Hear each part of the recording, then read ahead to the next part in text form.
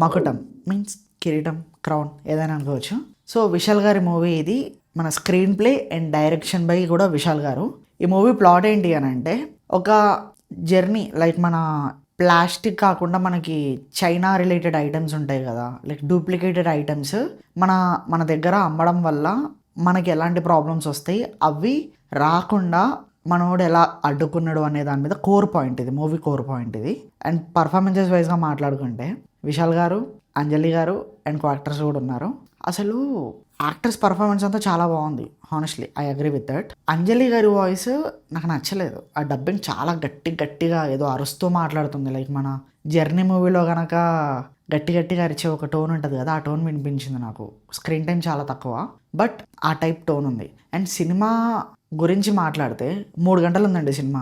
3 గంటలు ఎందుకు తీసారో నాకు ఇంకా అర్థం కావట్లేదు. ఫస్ట్ హాఫ్ అయితే ఎప్పుడైపోతుందా అని అనుకున్నాను నేనైతే.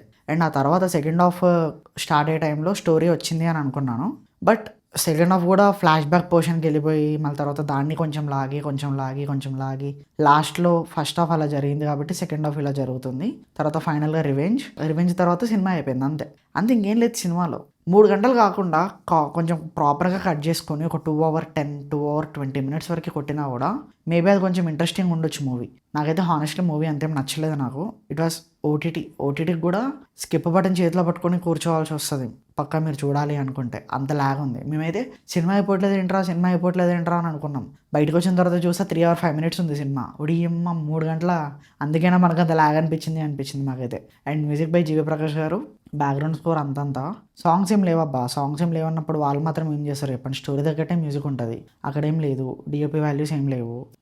రైటర్ రవి అరసు గారు కొంచెం మంచిగా రాసుకుంటే ఇంకా బాగుంటుండే, బట్ మనం ఏం చేయలేము. డైరెక్షన్ విశాల్ అన్న, నీకు డైరెక్షన్ చేయాలి అనిపిస్తే కొంచెం మంచి స్క్రిప్ట్ నువ్వే రాసుకొని తీయొచ్చు కదా.